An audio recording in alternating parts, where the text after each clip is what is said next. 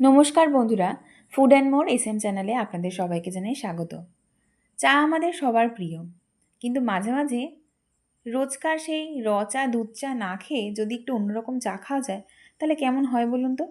আর বাড়িতে যদি হঠাৎ করে অতিথি চলে আসে তাহলে তাদেরকে এরকম নীল চা করে চমকে দেওয়াই যায়।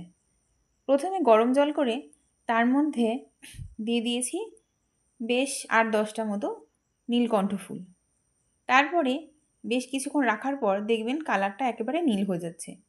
এরপর কাপে ঢেলে যখনই লেবুর রস দেবেন তখনই দেখবেন রিয়াকশানে নীল রং বেগুনি হয়ে যাচ্ছে।